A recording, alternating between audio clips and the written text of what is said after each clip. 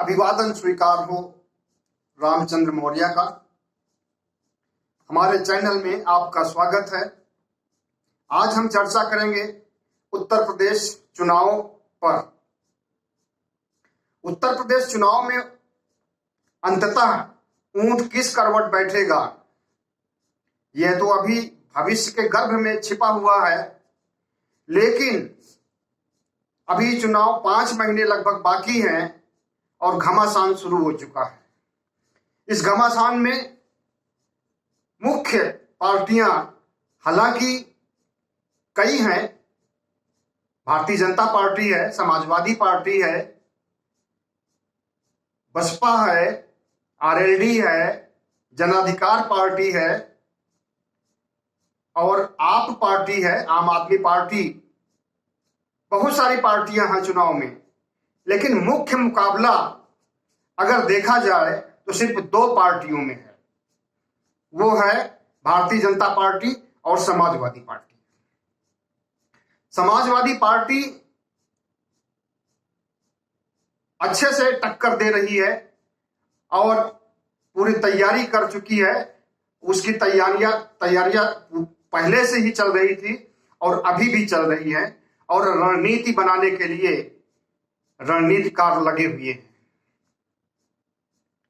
Bharatiya Janata party भी हिंदू मुस्लिम card खेलना चाहती है, क्योंकि उसके पास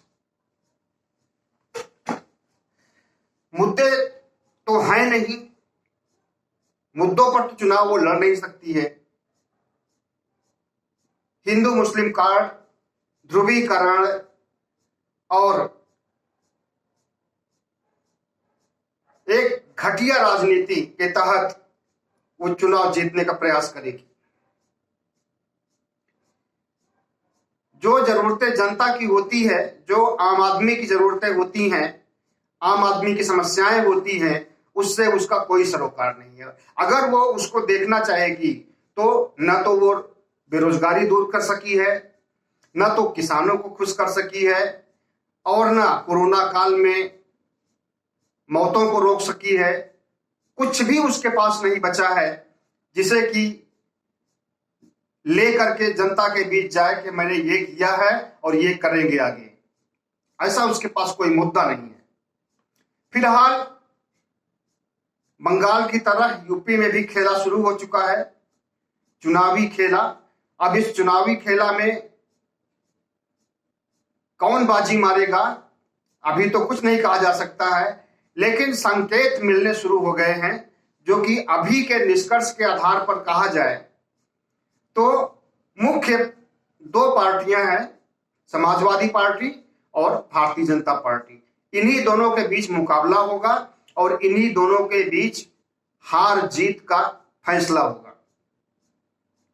हालांकि प्रियंका गांधी भी काफी सक्रिय हैं और अभी जो पंजाब में हुआ दलित कार्ड खेल सकती हैं। और अगर प्रियंका गांधी खुद को मुख्यमंत्री बनाने की, मुख्यमंत्री का चेहरा बना करके अपने को पेश कर दें तो शायद समीकरण कुछ बदल सकते हैं। जो वोट कांग्रेस को नहीं मिलने वाले हैं वो वोट उनको मिल सकते हैं, खास करके ब्राह्मण के और कुछ पिछड़ी जातियों के, मुसलमानों के भी वोट। लेकिन हमें नहीं लगता कि प्रियंका गांधी अपने को एक उत्तर प्रदेश के मुख्यमंत्री के रूप में प्रोजेक्ट करेंगी। न तो सोनिया गांधी चाहेंगी ऐसा होना और न प्रियंका गांधी, न राहुल गांधी। लेकिन लोग कयास लगा रहे हैं, ऐसी बातें कर रहे हैं कि अगर वो अपने को प्रोजेक्ट कर देती हैं तो इनके सारे दांव पीछे छूट जाएंगे, समाजवादी पार्टी के और भारतीय जनता पार्टी के और दूसरी पार्टियों।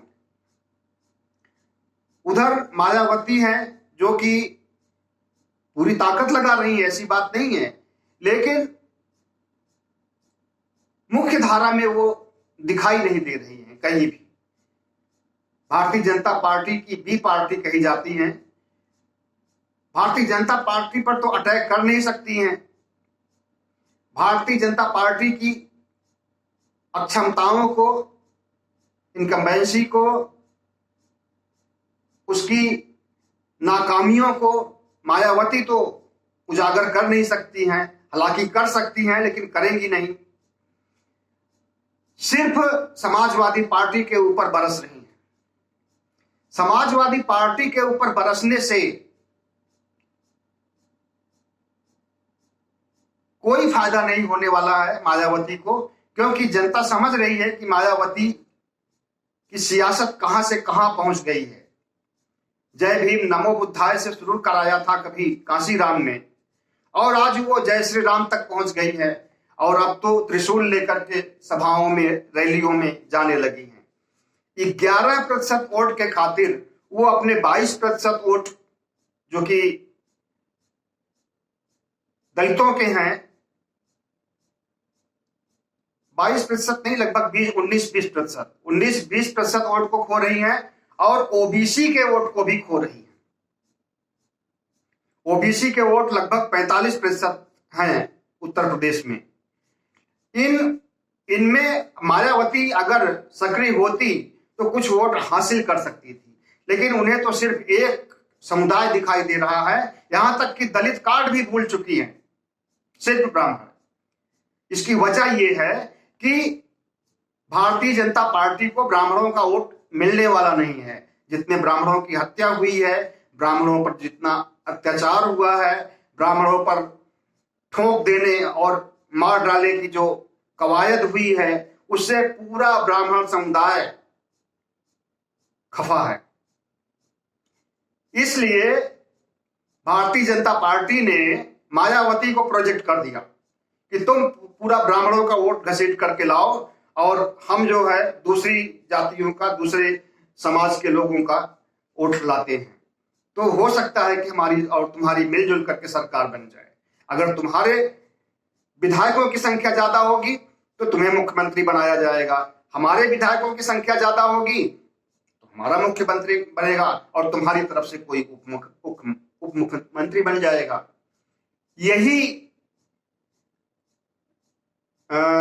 समझौता या यही एजेंडा लेकर के चल रहे हैं भारतीय जनता पार्टी और बहुजन समाज पार्टी के लोग। लेकिन हमें नहीं लगता कि इसमें मायावती को कामयाबी मिल पाएगी। ब्राह्मण वोट कुछ मिल सकते हैं सतीश मिश्रा की वजह से और इनकी कवायद की वजह से, लेकिन जितना ब्राह्मण वोट मिलेंगे उतना ही दलित वोट, ओबीसी वोट इनके कट जाएंगे। हमने सोशल मीडिया पर देखा है कि मायावती के प्रति दलित वोटरों में, दलित मतदाताओं में अच्छी खासी नाराजगी होती जा रही है। खास करके अंबेडकरवादी और बुद्धिस्ट मायावती के विरुद्ध आग उगल रहे हैं सोशल मीडिया पर।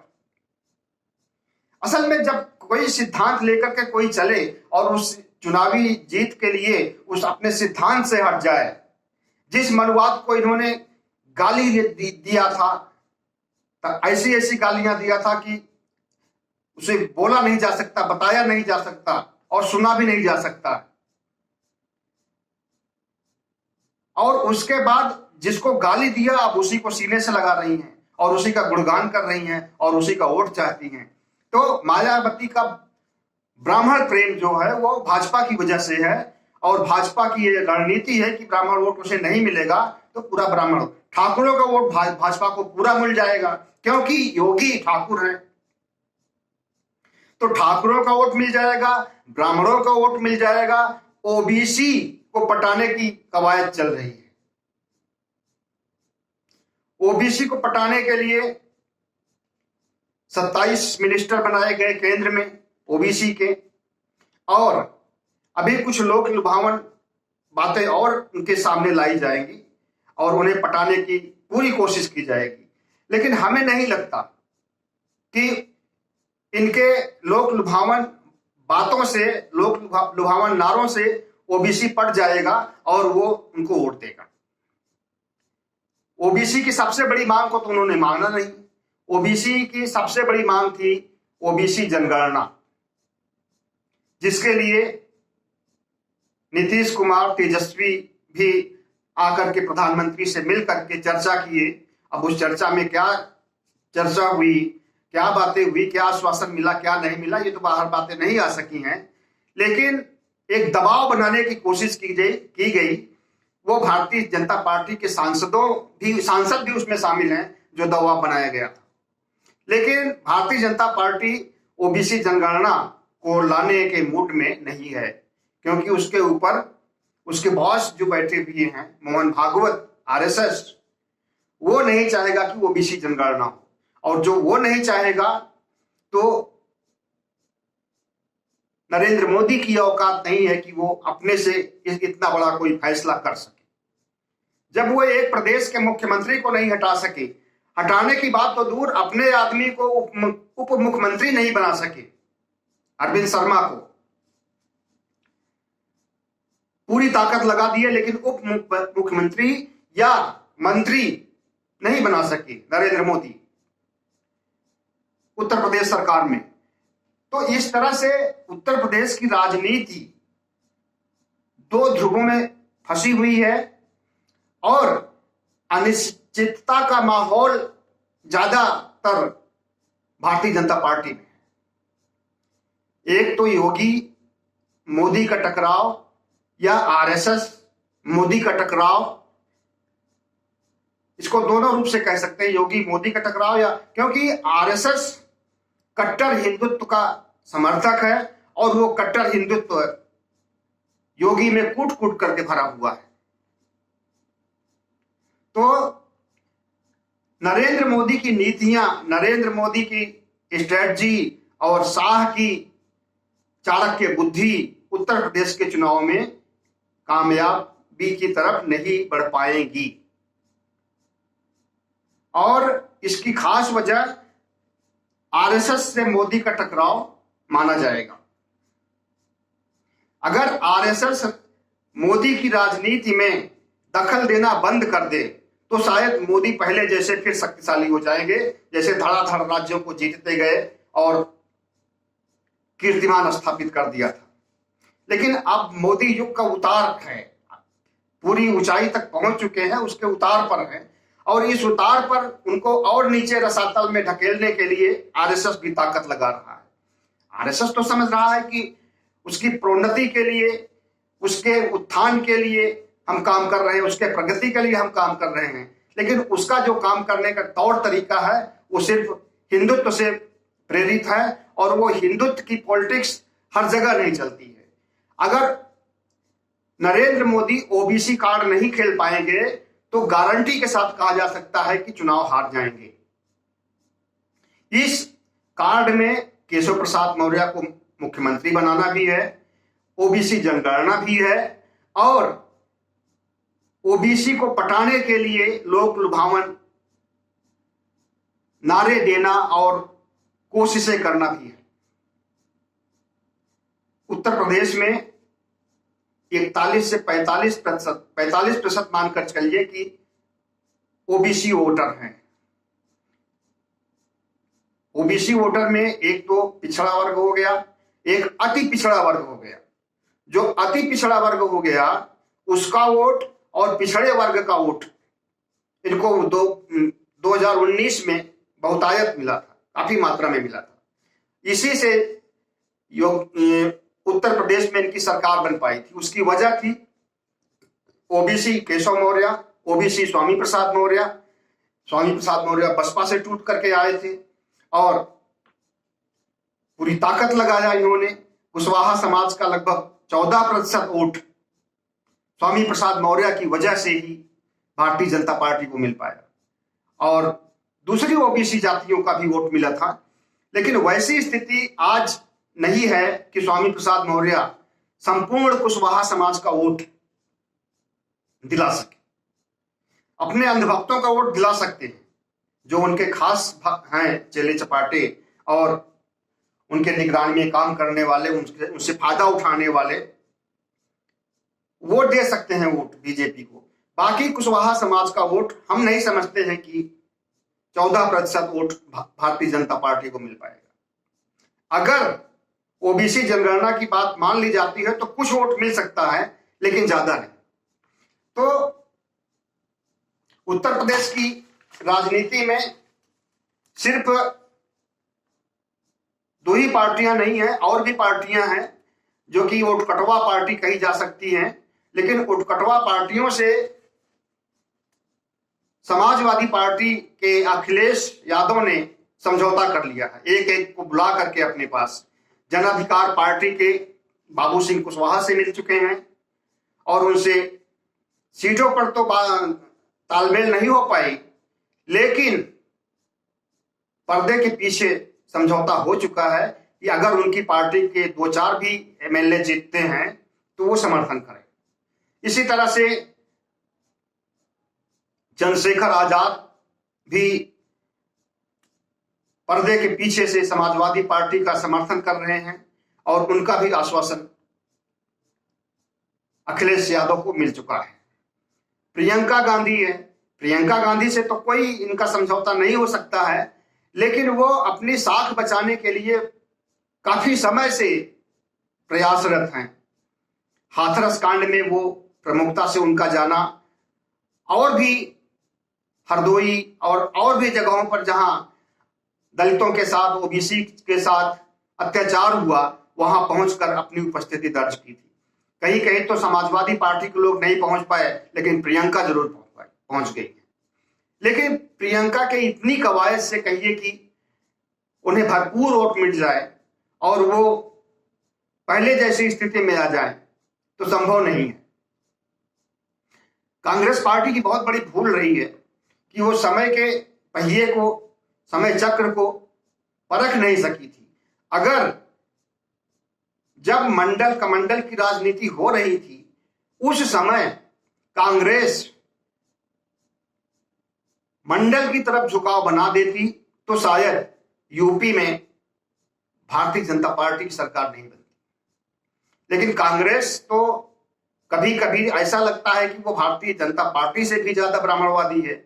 उसकी पार्टियों में ब्राह्मणों की ही चलती है और ब्राह्मण ही मुख्यमंत्री बनता है। कभी किसी दलित को आज तक कांग्रेस ने उत्तर प्रदेश में मुख्यमंत्री नहीं बनाया, जबकि कई दशकों तक उत्तर प्रदेश में कांग्रेस का राज रहा है। आम आदमी पार्टी से भी के संजय सिंह मिल चुके हैं अखिलेश यादव से, और सीटों पर तालमेल तो सुनने में आया है कि नहीं हुआ है। मैंने उनका बयान सुना था संजय सिंह का, लेकिन अंदर खाने पर्दे के पीछे कुछ समझौता, गुप्त समझौता जरूर हुआ है। जरूरत पड़ने पर आम आदमी पार्टी भी इनका समर्थन कर सकती है अगर उसकी कुछ सीटें आ जाती हैं तो। लेकिन मुख्य मुकाबला जो दोनों पार्टियों के बीच में है, उसमें सबसे ज्यादा अगर किसी के फेवर में उत्तर प्रदेश चुनाव जाता है तो वो अभी देखने पर यही लगता है कि समाजवादी पार्टी के फेवर में जा रहा है। समाजवादी पार्टी की जो गतिविधियां हैं वो राष्ट्रीय मीडिया में तो नहीं है और हो भी नहीं सकती हैं, चुनाव तक भी नहीं हो सकती हैं। यात्राएं, पद यात्राएं खूब करा रहे हैं और जातीय समीकरण बैठाने की भरपूर कोशिश कर रहे हैं अखिलेश यादव। पटेल यात्रा, परशुराम यात्रा, प्रबुद्ध सम्मेलन, ब्राह्मणों का सम्मेलन भी किया, केशव देव मौर्य को भी पटा करके और उनसे भी यात्राएं करवा रहे हैं। मतलब कि दलितों, पिछड़ों को जोड़ने के लिए कोई भी अवसर को छोड़ना नहीं चाहते हैं अखिलेश यादव। और यह चीज बहुत जरूरी है क्योंकि उत्तर प्रदेश और बिहार में जातीय राजनीति होती है, जातीय आधार पर चुनाव होता है और जातीय आधार पर ही वहां मंत्री, उप मुख्यमंत्री, मुख्यमंत्री सब कुछ बनाया जाता है। वो देख लीजिए उत्तर प्रदेश में अभी तो खैर ये एक अपवाद है कि पिछड़ों के वोट से जीती पार्टी को ठाकुर को बना दिया, और सबसे बड़ी बात तो यही चीज, यही मुद्दा जाएगा जातियों में कि हाँ बना दिया जो है ठाकुर को, वोट लिया पिछड़ी जातियों का। बिहार में और उत्तर प्रदेश में ये जातिवाद का रोग बहुत पहले से है, अभी भी है। आगे क्या स्थिति होती है कुछ नहीं कहा जा सकता है। हाँ, तो सबसे बड़ा बीजेपी के सामने जो संकट है वो किसान आंदोलन का है। किसान आंदोलन मुजफ्फरनगर में हुआ, लाखों की भीड़ हुई और उसमें ऐलान किया गया कि भारतीय जनता पार्टी को वोट नहीं देना है, बाकी किसी को भी वोट देना। और जो हिंदू मुस्लिम का कार्ड खेलती है भारतीय जनता पार्टी, उसको ध्वस्त करने के लिए उन्होंने अल्लाह अकबर, हर हर महादेव का नारा लगाया और ये कहा कि अब इस बार यहां मुजफ्फरनगर में कोई दंगे नहीं करवा सकती है भारतीय जनता पार्टी। मुजफ्फरनगर रैली के बाद भी कई रैलियां हुई हैं देश भर में, पश्चिमी उत्तर प्रदेश में तो हुई ही है, देश में कई जगहों पर, और खास करके बुंदेलखंड रैली बहुत सफल रही है। वहां की रैली में तो लगा ही नहीं कि ये बुंदेलखंड है, पश्चिमी उत्तर प्रदेश लगने लगा था। इसी तरह से सीतापुर में किसान रैली हुई थी। मतलब किसान आंदोलन को अगर कोई कहता है कि पश्चिमी उत्तर प्रदेश, पंजाब और हरियाणा तक सिमट करके रह गया है, तो ये उसकी नासमझी है, ये उसकी नादानी है। अब किसान आंदोलन पूरे भारत में हो गया है और पूरे उत्तर प्रदेश में हो गया है, और उत्तर प्रदेश में हुए कई जिलों में रैलियों से यह बात साबित हो चुकी है। तो सबसे बड़ा इससे जो है इनको नुकसान होने वाला है। दूसरा, कोरोना से तो होगा ही, लाखों मौतें हुई हैं और बद इंतजामी रही है, वेंटिलेटर का अभाव रहा है, दवाओं का अभाव रहा है, अस्पताल का अभाव रहा है, अस्पताल में सीट का अभाव रहा है, इसकी वजह से लाखों लोग मरे हैं। इस चीज का भी प्रभाव पड़ेगा इनके वोटों पर। बेरोजगारों की भी बात को नजरअंदाज नहीं किया जा सकता, महंगाई को नहीं नजरअंदाज किया जा सकता। योगी सरकार की एंटी इनकम्बेंसी से भी इनकार नहीं किया जा सकता है। तो इस तरह से अजीत अंजुम की रिपोर्ट देखिए, उसमें जो है कितनी गालियां पड़ रही है भारतीय जनता पार्टी को। वो ग्राउंड पर जाकर के भारतीय जनता पार्टी के बारे में, कांग्रेस के बारे में, सपा के बारे में वो पूछता है कि किसको वोट देना है, तो सब लोग कहते हैं, ज्यादातर लोग कहते हैं समाजवादी पार्टी को। कुछ प्रतिशत ही हैं जो अंधभक्त टाइप के हैं, वही कहते हैं कि हम भारतीय जनता पार्टी को वोट देंगे। फिलहाल इस वीडियो पे यही खत्म करते हैं। अगला वीडियो लेकर के आएंगे, कोई नई बातें बताएंगे। अगर हो सके तो हमारे चैनल को सब्सक्राइब कीजिएगा, लाइक कीजिएगा, शेयर कीजिएगा। बहुत बहुत धन्यवाद।